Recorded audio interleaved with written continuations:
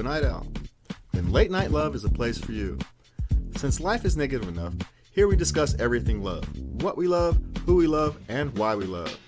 So join us on Saturday nights at 11:30 p.m. Pacific Time, and please remember, love everybody.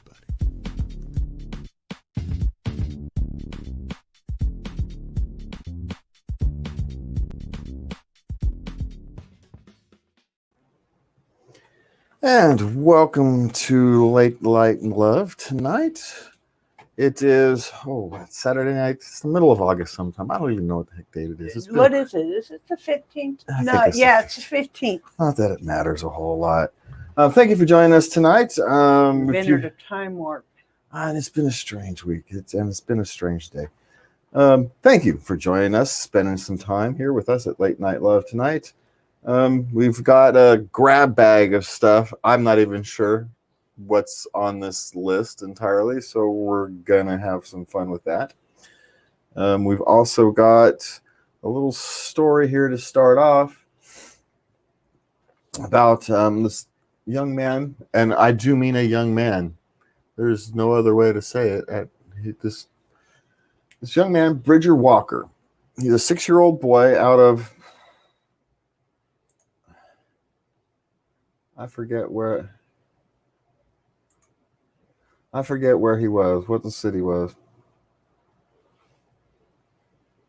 Anyway, you guys can look it up. It's Bridger Walker. He's a 6-year-old boy who saved his 2-year-old sister from a dog attack because out of nothing but pure unconditional love. When they asked him why he did it, he says, because if someone must die, it must be me. I'm the older brother. And that is nothing but pure love. And where does that come from at 6-year-old? I'm not even sure that can be a cultural implantation at that age. That's something much deeper. That's either a bond with his 2-year-old sister, and lots of children have those bonds with their 2-year-old sister. So it's nothing extraordinary, but willing to jump into a dog attack and take it. And the nurse said the only time he cried was when he put in the IV. And to kind of top it all off, the WBC, the World Boxing Championship, gave him the heavyweight title for a day. So he is now officially a heavyweight champion for the rest of his life. Amen. That is a champion right there. And it's done out of nothing but pure unconditional love. There's nothing else can make you do that. There's nothing else that can make you do that. And at 6 years old, there's something deep within all of us. When we love something, when we have an unconditional love, be it for your sister or your spouse or your parents or your best friend, you will sacrifice yourself for them. Well, better me than them. And is there any other way to say, to show you somebody that you love them is, I'm willing to literally sacrifice myself for my sister because, I love her so much. She deserves to. How does that cross your mind at 6? I don't get it. But it is an act of pure love. And our honor, we sit here and we honor that young man, Bridger Walker. You, sir, are a hero. And we thank you. You have made the world a better place. And you have given inspiration to me, and I'm sure thousands, if not millions of others who hear your story. And so we thank you. Okay. So as we get past that, if you guys would like to partake in the show, you can leave a comment and we can read your comments here. We can't actually see most of them. I think we get to see all your comments. We can reply to your comments, read them here. You can contact the Facebook page. We can send you a link if you wanted to come on the show. Or you can go to our Anchor FM page. Let me get you the Oops. There it is. Anchor.fm/late night love. And you can leave a video, not a video, a voice message. And we can answer your questions or respond to your comments that way. Or you can always send us an email, love@latenightLove.us. And technically, you can actually see those real time over there. Not that you're looking, but we'll set that up at halftime. We're not going to. All right. We don't worry about that now. So without further ado, I had something else I wanted to, man, I've really got to script the start of these shows. Where are these days? That's one of these days. That's on the agenda. We did a lot this week. We actually added more things. We added more things, yes. Yes, go to latenightLove.us. It's the easiest way to actually go and check out. We re-edited our past Daily Dose podcasts. Yeah. Our daily doses. And we actually think they're really well done. And if you should go back and give us your feedback, would be great. We appreciate that. Yeah, I think we've made some adjustments. You know, we finally got our audio stuff squared away. So the audio sounds good. We added some background music. We're very carefully selected, some background music. And we want to thank Anchor.fm adding those features are really easy to use. They really add a lot to the segments. And so it was, and for a free service, I mean, let's face it, if your service is free, it's not really free. You are you're not the customer, you're the product, but it works for us. And their tools they provide are very useful, especially if you're a beginning podcaster. So if you ever wanted to take a dive, wanted to check in what it seems like a dive podcast, and this is not a paid segment. We do have paid segments for Anchor FM in here, and it will come in through the podcast. You won't hear it here on live, but you'll hear it on the podcast. But we really do. We really found that, for us, we get to concentrate.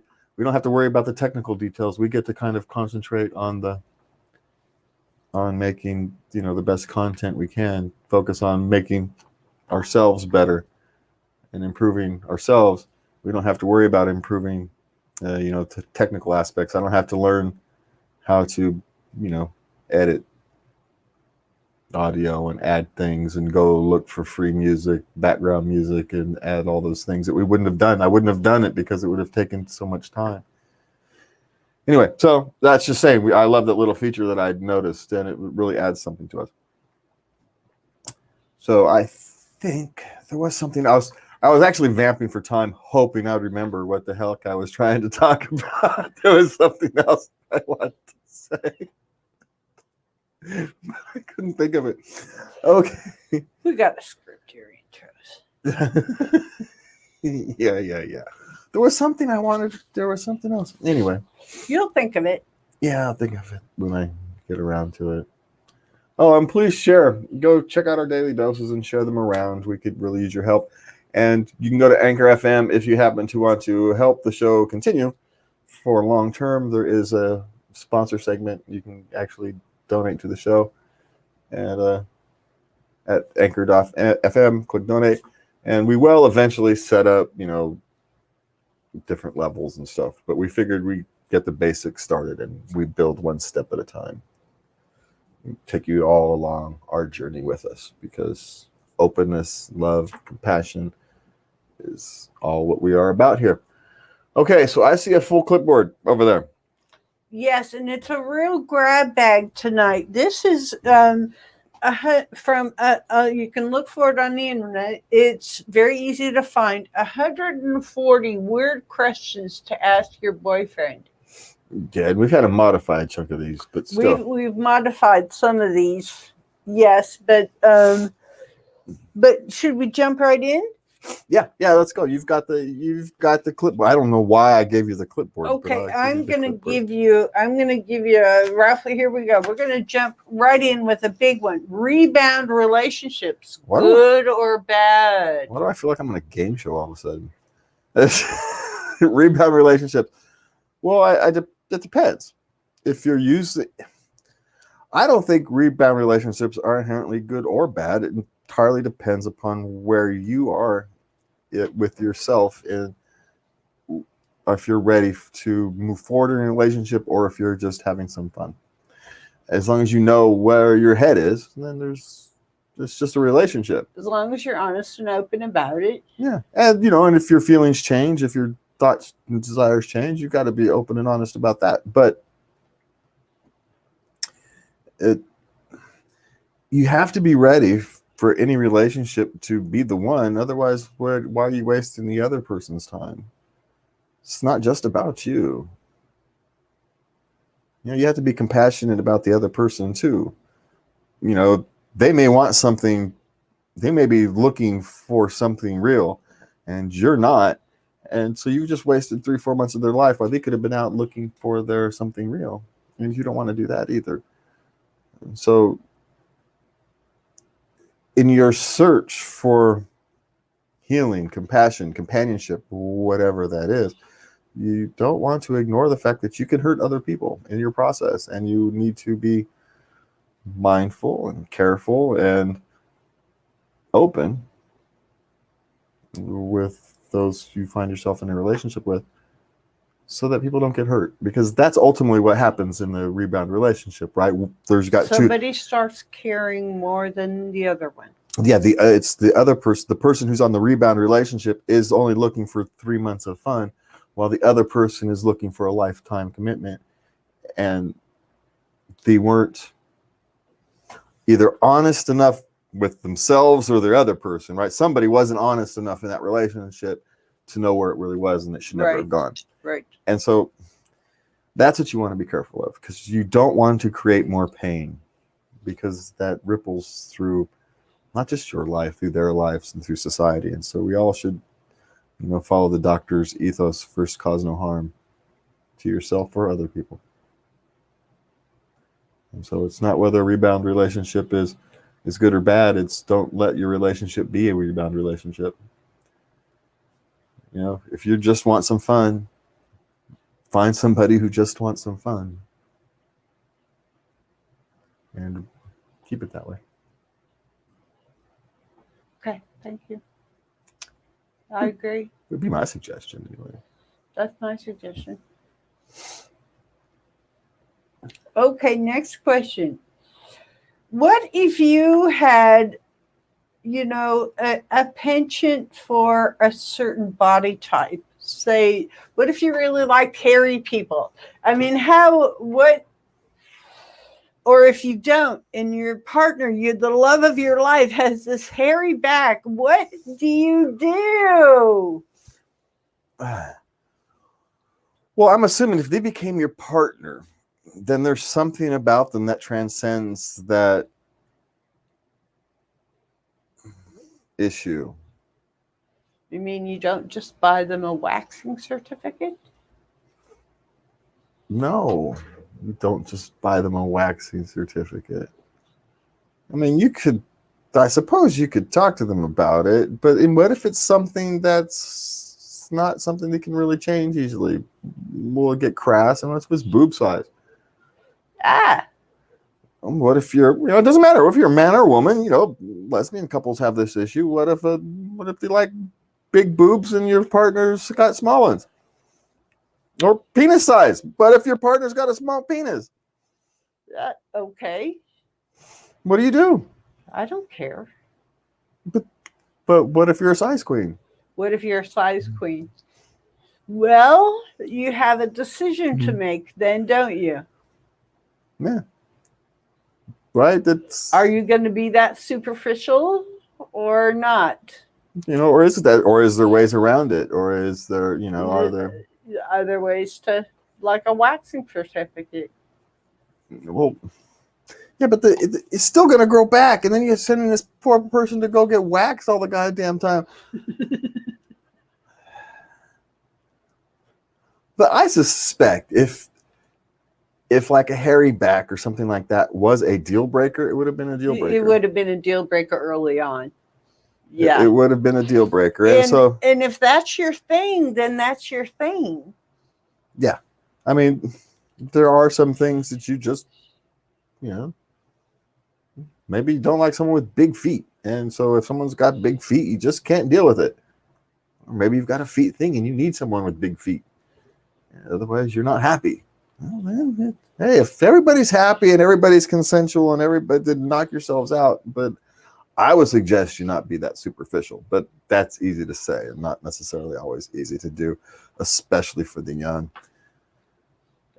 We get to be old. We don't care. Our bodies are falling apart. We look in the mirror and go, why the hell does anybody want this? So you're just happy anybody's interested. You know, it doesn't. You did not say that. I've seen myself in the mirror. Thank you.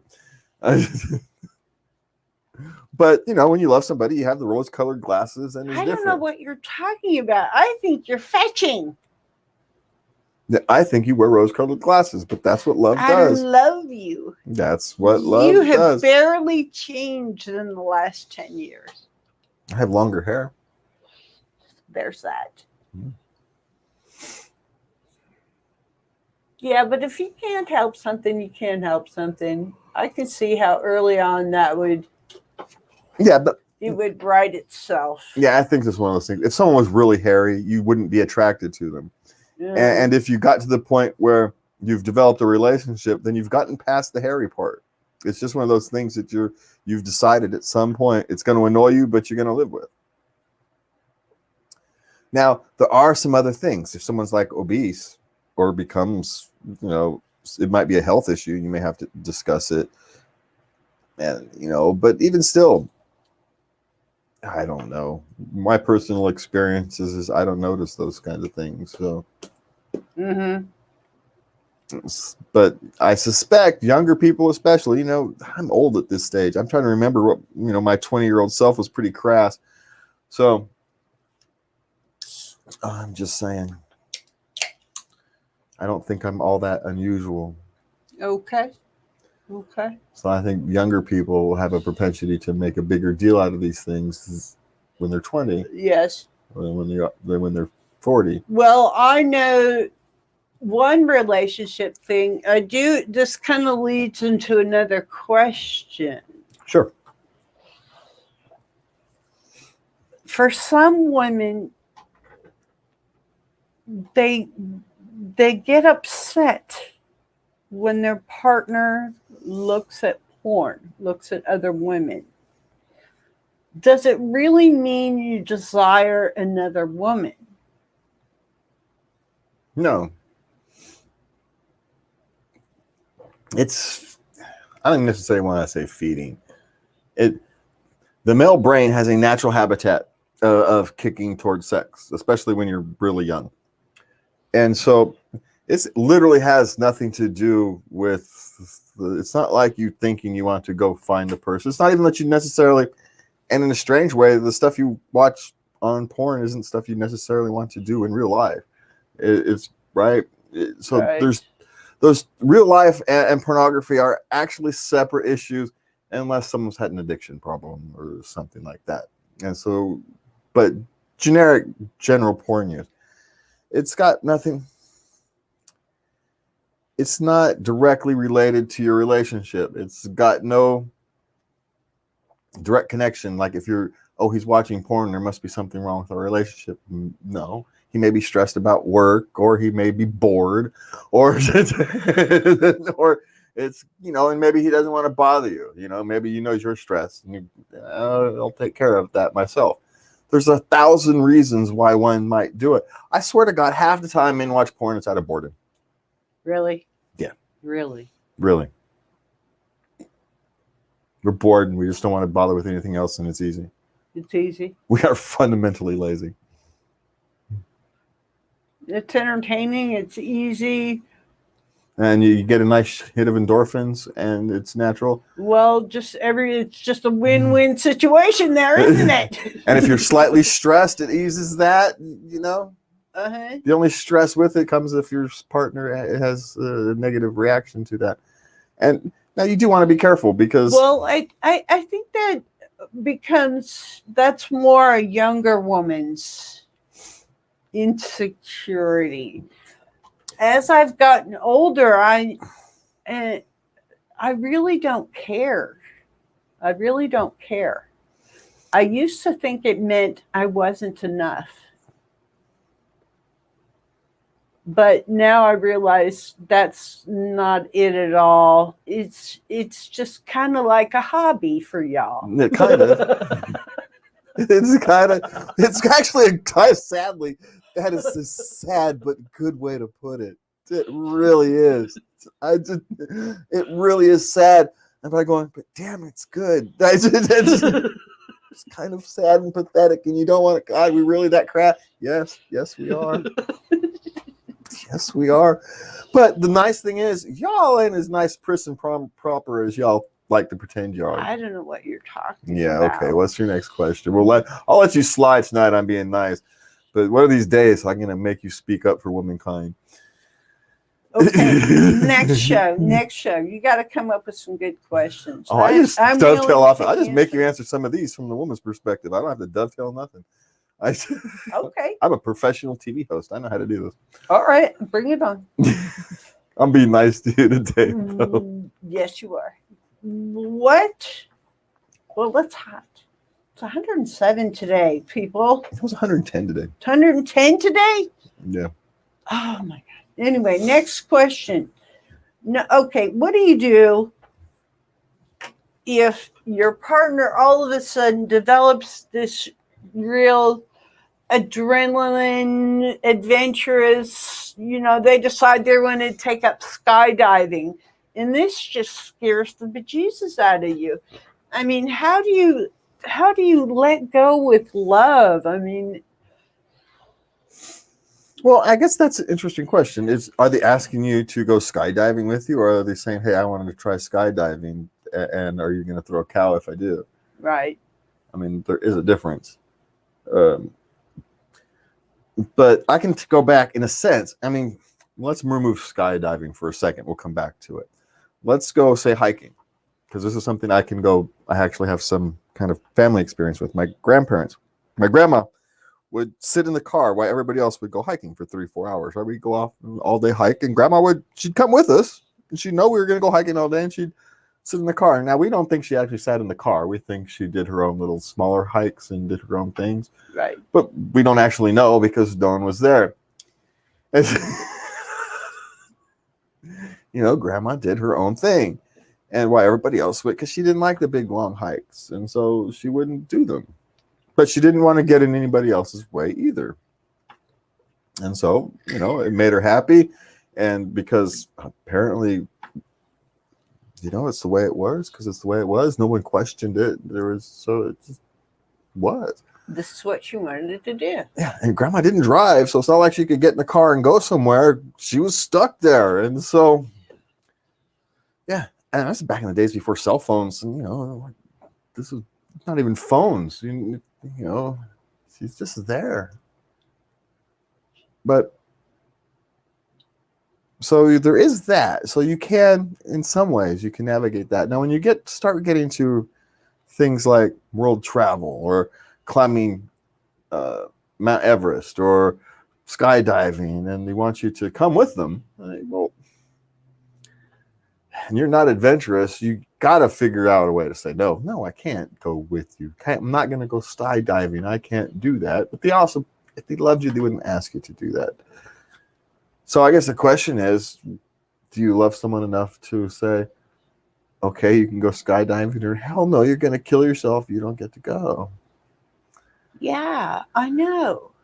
You can't tell them that. You can't tell somebody, no, you can't do something you really, really want. So you're saying I could have ridden that bull at the carnival thing last year? No, you would have hurt your neck, and I would have had to watch out for you for weeks. Okay, so you're contradicting yourself over here. Well, what I was going to say, if they went skydiving, if you have some misgivings, you could research the skydiving school.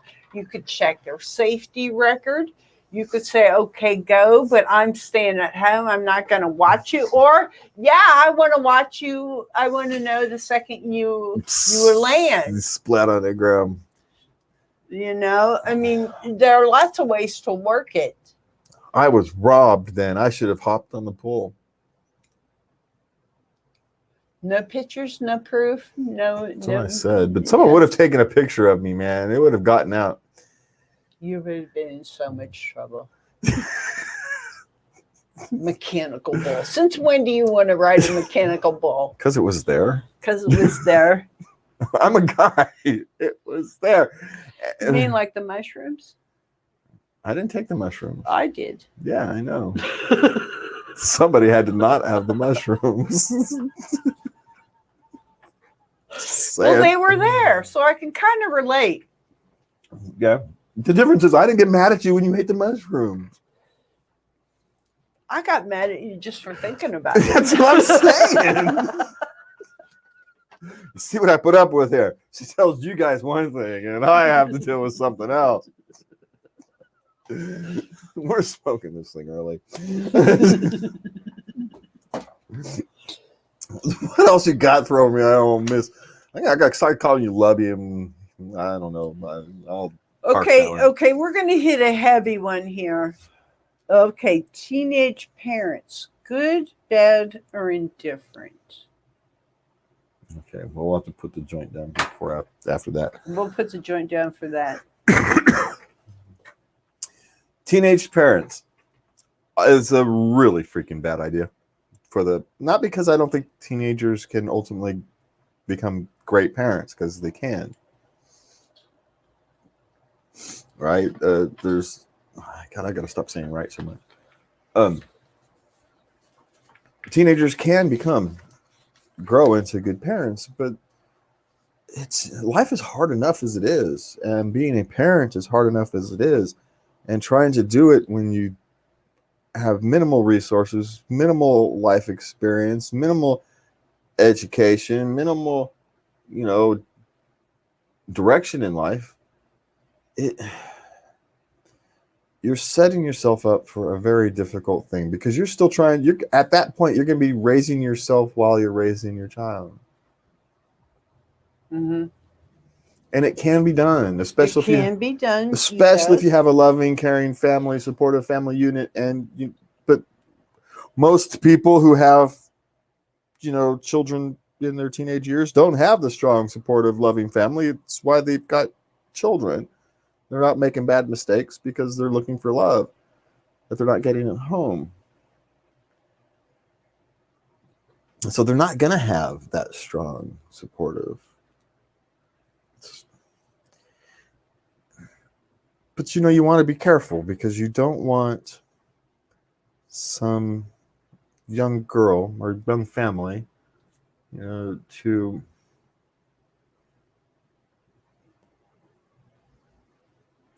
think poorly of themselves because they've made a bad choice. I would much rather have teenagers be young raising a child than not have that child. I'm no fan of abortion. I'd rather have them, I'm not saying it should be illegal. It's not an abortion issue. I would rather them try to. That wasn't the question. I'd rather have them raise that child and struggle than not raise that child. But I'd rather not have them get into that position in the first place. Yes. You're better off. But at the same time, great struggles can create great artists and great achievements. Yes. So avoid it like all the plague. But if you find yourself in that situation, no, it is not hopeless. We sit here saying it's tough, and yes, it's tough. Life is tough, and taking that path makes your difficult life even harder. But you can do it. Well, I think it's double tough for teens. When you're older, you have a little more patience, a little with yourself, a little more resilience. But that doesn't mean it can't be done. Absolutely. Yeah, it's just you have to realize that you're going to be in full-on learning mode for the next decade. 10 years. Yeah. Yeah, everything's going to shift Yeah, you're not gonna constantly. have solid ground to stand on for a decade, and that might be the hardest part of all. That's the hard, yeah. It's all the other stuff is just stuff to do. Most of parenting is just stuff to do. It's the grind of changing diapers, raising the kids, listening to the screaming. But it's just stuff to do. It's just task piled upon task, piled upon task. Yes. And if you can wrap your head around that, you can accomplish those tasks.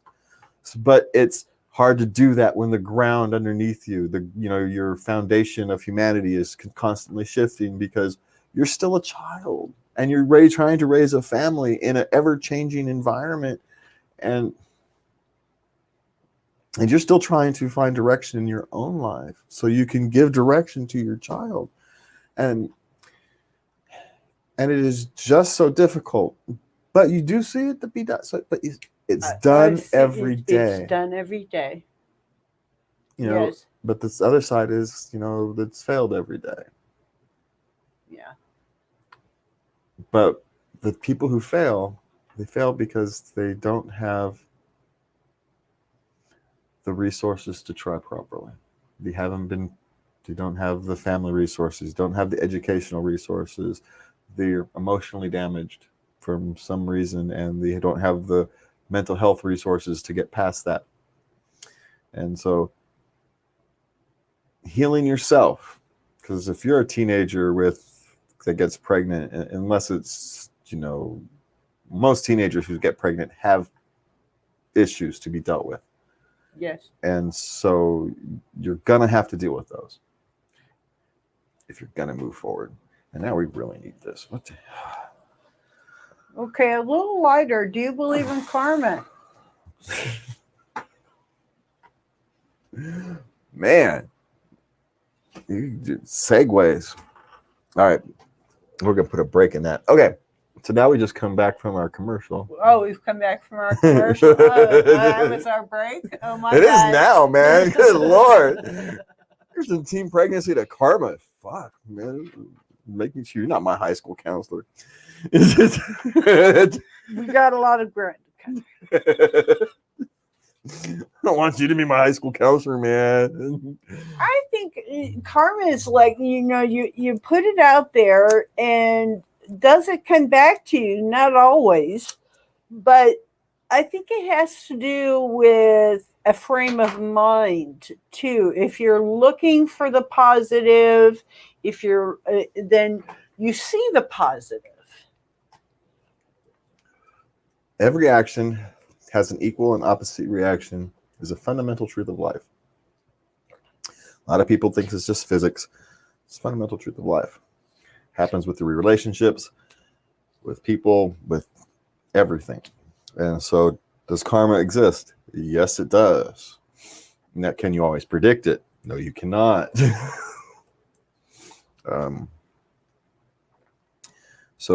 But as a general rule of thumb, you reap what you sow. If you put negativity into the world, you will get negativity back from the world. If you put positivity into the world, you will get more positivity into the world. It's like a social media algorithm. It feeds you what you look at. The world will feed you what you feed it.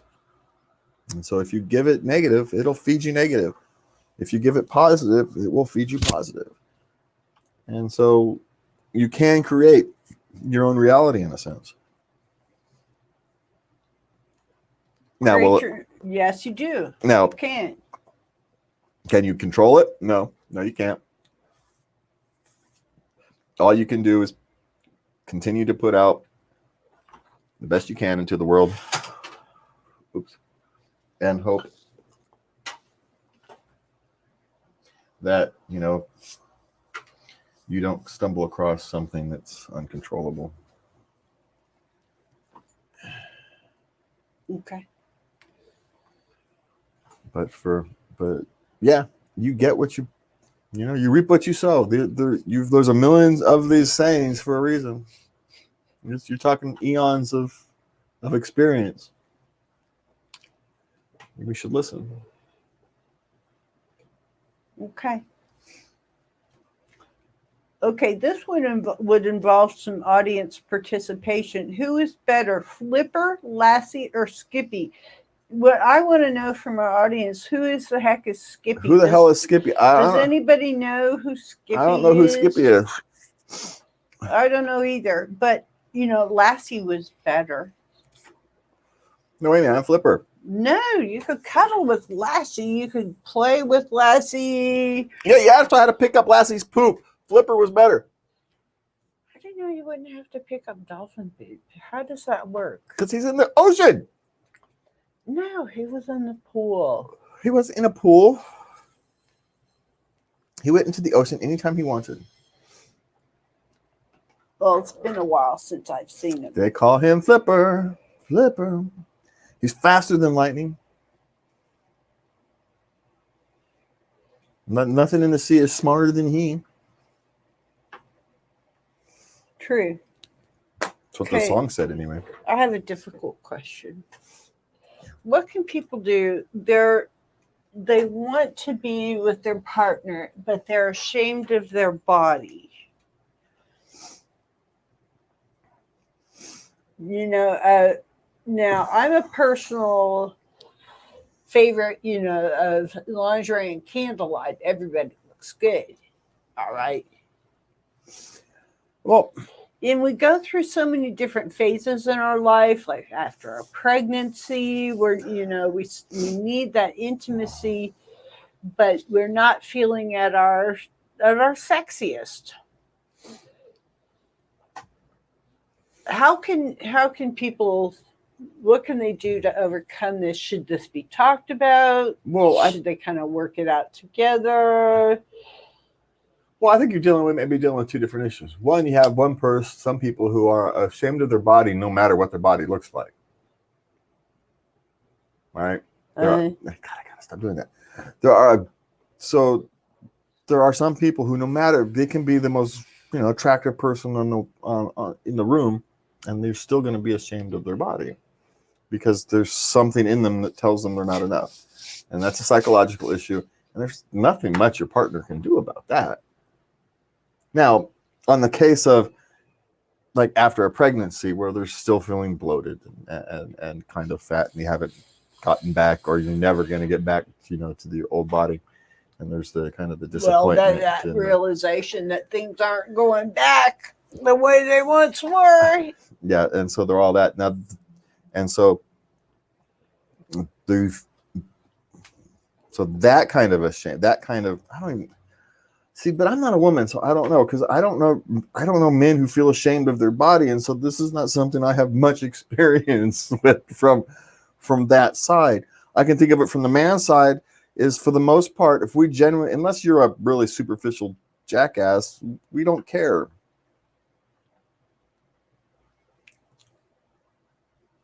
Okay. I mean, it can get to a point where we care, I suppose, but for the most part, we don't care. If we say we don't care, we don't care. We really don't care. We really don't care. We love you. And yeah, it's one of those things. Theoretically, do you like this kind of thing? Well, yeah, but I like you. Well, because, hello, I'm here. I'm here. I want to be with you. Yeah, I like, yeah. Theoretically, I like that physical form, but, that's just a physical form. There's more to life than a physical form. And you have to. Now, if I could get you in that physical form, maybe that'd be great. But, but life don't work that way. So I am what I am. We know how mirrors work. And so we're not judgmental. Now there are those who are, and they're just jackasses and throw them aside, toss them aside. Well, there's nothing you can do with them. There's a group of men, and and maybe some women like that. It gives them something to reach for, and so I always leave that aside. There are people if there's relationships for every kind, but yeah, for the most part, if you've got someone who cares more about if some guy asks you to get a boob job because he likes big boobs, kick in the balls and go the other way. Doesn't mean you don't get a boob job. If you want to get big boobs, fine, but don't do it because some pinhead thinks you should. I was watching a Dr. Phil thing one time. This man, he wanted her to have a tummy tuck. Mm-hmm. He said he couldn't go on in the relationship. And Dr. Phil said, this man is not committed. You know, if it was this, it's just going to be, if it's not this, it's just going to be something else. Yeah, it's always going to be something else. Because it's not about you. He's satisfying his personal vision. Yes. He doesn't love you. He loves his version of you. And so, yeah, it's entirely true. If they can't be satisfied with who you are, then they can't be satisfied with who you are. Now, there's always extremes, right? If someone has completely let themselves go. And well, then it's a health issue. Then you become concerned about their health. well, if someone's completely let themselves go, you've probably got a relationship issue as well. Because they're unhappy and it hasn't been dealt with. Oh. You know, all these are psychological. If it's a psychological issue, you know, sometimes a lot of these things are psychological issues and they have to be dealt with. And if we're not, and if you don't deal with them, right, eating disorders come from unhappiness mostly, right? Yes. Lack of control. Well, from what I understand. And that's where they from start, what I- and then it from becomes what I- habit, and then it from kind of what- becomes from what I've habitualized. read, it because I'm not a psychologist, that it is about exerting control. They feel that they have lost control in their life, and they're exerting control over what they have control of, which is food intake. Yeah, and they get an unhealthy relationship with food. Then it develops from there. Okay. Yes, it just slay right down. So be very careful if someone doesn't accept you for who you are. Now that doesn't mean you can't say, hey, you know, you put on 100 pounds. It's not really healthy. Maybe we should think about, changing our diet or Offer to walk in the evenings Yeah. or whatever. if anybody who's connected enough in the relationship will should know how to approach that. And if you don't, then, we're going to have to come back and listen to other discussions and we'll tell you how to start approaching it. Then I need to be a more common listener of Late Night Love if you don't know how to approach that, and we can help you with that over time. Yes. Because that's about mindfulness, and that's a long discussion, and it will require you to listen a lot and think about it, and you're going to have to take time and thought and effort. Yes. Okay, so what's next? I had one here. Hold on. Oh, this is a great one. I love how this. Could you go out with someone who had a child from a previous relationship? Well, for a long time in my dating career, I knew that this was not something I personally could deal with, prepared to deal with. Then I think because I was just superficially dating, and I knew I wasn't ready to settle down with anybody, and I didn't want to become involved in a child's life and then just to be there temporarily. I didn't want to do that. So decided I wanted to go into I was ready for a serious relationship and be more committed. And then you were the first man that I dated, and you have 5 children. And it's been an adventure. I wouldn't have traded for anything. They're wonderful people. We have an affection. It's been great. It's been an adventure. But I know not everyone is a success story in that. And how do you know when you're ready for something like that? Well, see, I love children, so it was never a thing for me one way or the other. But yeah, navigating the whole step parent thing it's a tough one, and some people really aren't built for it. You have to wait until the child's an adult, and then maybe and you got adult children. Okay, fine, when you're older. It's because some people aren't. They're not. It's just like some people aren't meant to have children. I'm not a good wouldn't be a good parent for whatever reason. You know, I'm too career focused, too self-centered, and you know, I don't want to change, and so I'm not going to be a parent. People who, you know, I appreciate people who make that decision, right? God, I got to stop doing that. I appreciate people who make that decision because they've at least thought to themselves that, okay, I probably wouldn't be a good parent. Now, oddly enough, those are probably the people who would make good parents because they're introspective and they're thoughtful and they're mindful, and they would probably end up being good parents. But if they made the choice, that, you know, and more power to them. And so you've got to account for that. Some people just can't be parents. Then you have, if you have some families can have troubled ex-spouses or troubled other parents. And so you may not want to get involved until there's no longer children to manage. I mean, there's always that issue to be dealt with. So there's none of these things are as simple as we like to make it out. It's not just about, oh, do you want to be with someone who has kids, because it's not just the kids you end up with the relationship with. You have to have a relation, even if it's a standoffish relationship, well, you still have to kind of have one with the other parent. Yes. I mean, you don't necessarily have to communicate or talk, but there you still has to have some sense of a relationship of where boundaries are. And step parenting is a very difficult thing. So I'm still not entirely sure how I navigated it. I played my theory and it worked, but man, that's still surprising. Step parenting. But I had a good partner in that. The child played her part well. So, you know, when both people try hard, relationships work. Yeah. Yeah, they do. You know, when both people try hard and both people are honorable and have ultimately the same goal, you know, relationships can work very well. You know, don't be selfish. That's kind of the easiest thing to tell you as a step parent is don't be selfish. You're the adult, they're the child. Remember that. It's not their fault. They're a child. You're the adult. A child, always. Yeah, you have to be the responsible one. You have to be the respectful one. They're the one going through all these kinds of emotions and things that they don't understand. They don't have experience dealing with. They are the ones who are going through the trauma. You're the adult.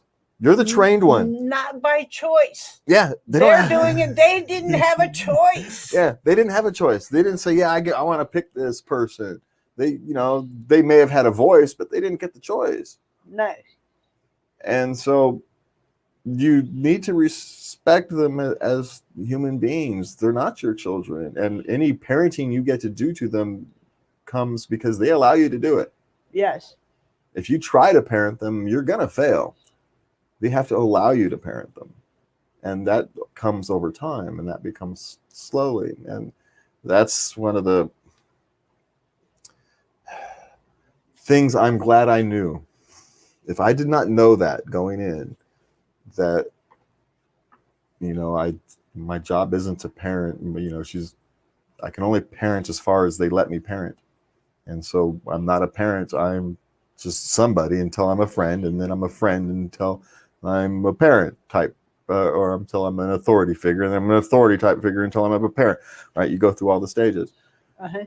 And you know, now I can say that she's my child in my heart, and I'm pretty sure it works the other way.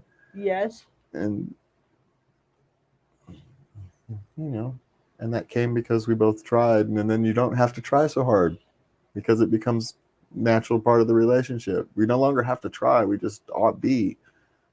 You don't have to think about it. You just do it because it's habit. We've habitualized the kind of respect and that kind of honor and the roles, so we no longer have to think about it. But I do honor it every day because that's a relationship that, unlike your own children, that one doesn't have to happen. Yeah, well, in that they have the choice. Yeah, they have more choice. They got to choose who, unlike your child, your own children can disown you. They can never talk to you again. They can do all that, but they're still your child. They never have to be. Right. They allow you to do that. And that's a huge honor. And so anybody who's put in that position where a stepchild allows you to be a parent to them, you should honor that and treasure that, because that is worth, it's priceless. There's not even words to describe it. It's priceless. Okay, so we got 10 minutes. What we got over there? Well, we covered this before. Should we cover it again? What's that? Do you believe in love at first sight? Now, what else we got? Okay, well, I can't do that one. Okay. Oh, well, this is kind of personal. Well, let me see. If you could have any celebrity's hair, who would it be? Mine. What about Fabio? I got better hair than Fabio. He needs a team to get that hair. I just need shampoo. Come on. I get hair. There's nobody, no celebrity has better hair than me. I love your hair. Why are we even talking about this one? That's just. I'm insulted. That's I what. think I'm insulted. I think that's. What the hell?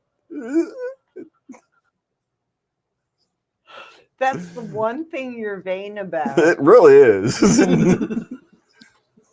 I'm kind of confused.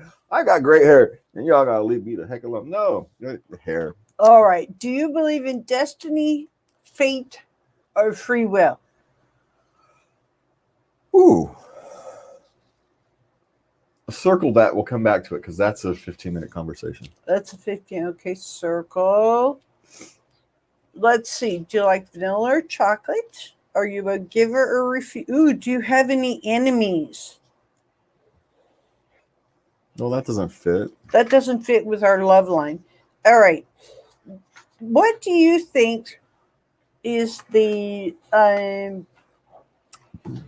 would be the best personality trait in a relationship? Okay, this isn't written out. Obviously, I'm modifying a sentence. What personality trait do you think would? No, hey, wait. be No, most actually, we got successful in a 5 minutes. relationship? It's my turn. Oh my God, no! I don't have a clipboard. What am I gonna do? You're gonna answer Okay, the I have question. my pen. Okay, while you look up that thing on there. Okay, here we go.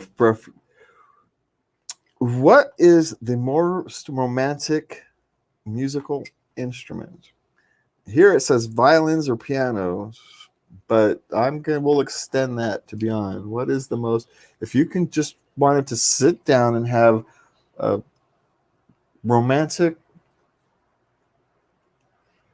I don't know, evening, but a romantic space. A romantic space. If you wanted to create a romantic space, what type of musical instruments would you be playing or have playing? For me, I like the guitar.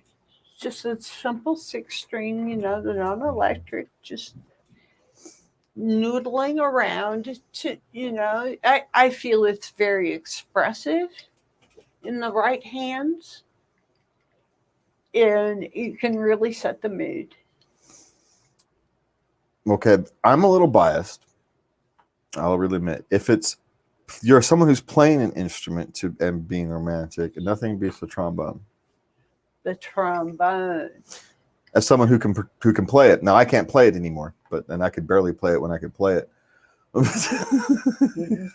Yeah, but you tried, man. How many years of lessons did you take? It wasn't lessons. I took it in middle school, so it was 2 years of trombone. I just thought, I was so bad at it, I went to drums. But the trombone is a very sexy instrument. Now, if you're just trying to create a sexy space, a romantic space where, kind of romantic background music,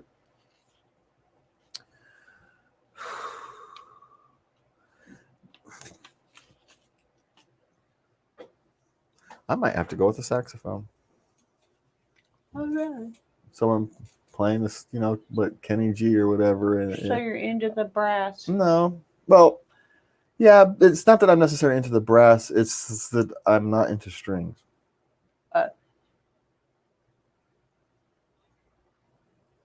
By themselves. Now, if you get a few strings together, an ensemble, then you could do it. Right. But just guitar solos, and I'm not really into those kind of Okay. guitar solos. No, the violin, a really good violin player can make me cry. That's true.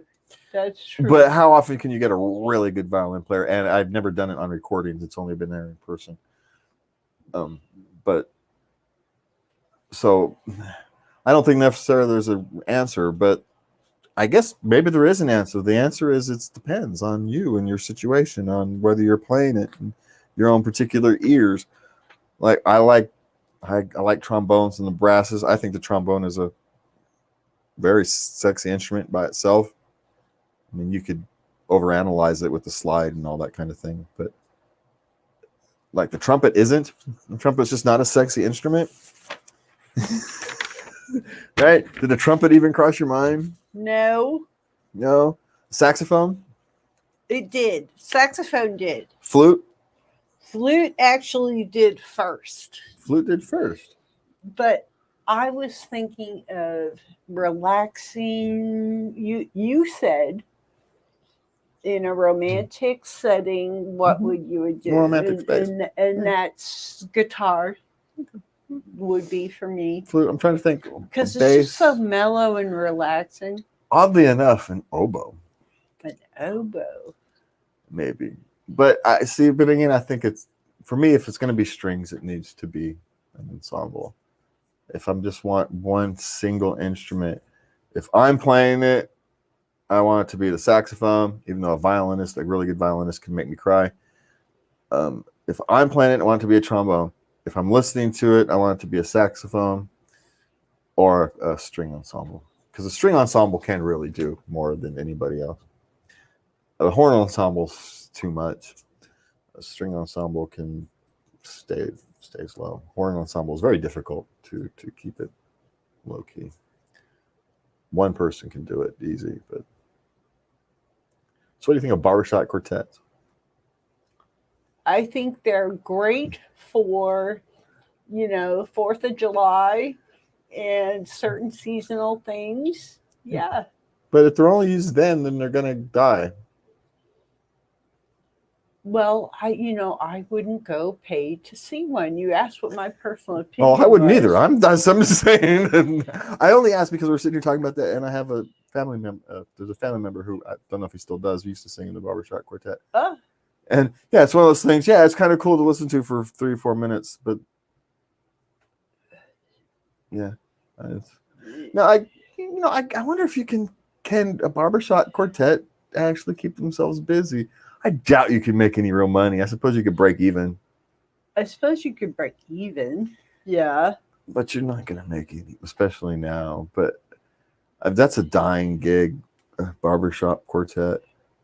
Even though it is a nice little talent for a talent show kind of thing. Well, they must have yearly contests and whatnot. I don't think they used to. Maybe it'll come back someday. Do they even have God, what was it? They used to have boy bands. I guess they still do. They still got kids bands. They and still stuff. have kids bands. But adults don't do the adult bands. They all go off and do singles now. Not really. Can you think of any? You could think old bands, but not. Is there any real new one? I don't know. I'm old. What the hell do I know? We're sitting here. We really are. I apologize. We're rambling to kill a few minutes, and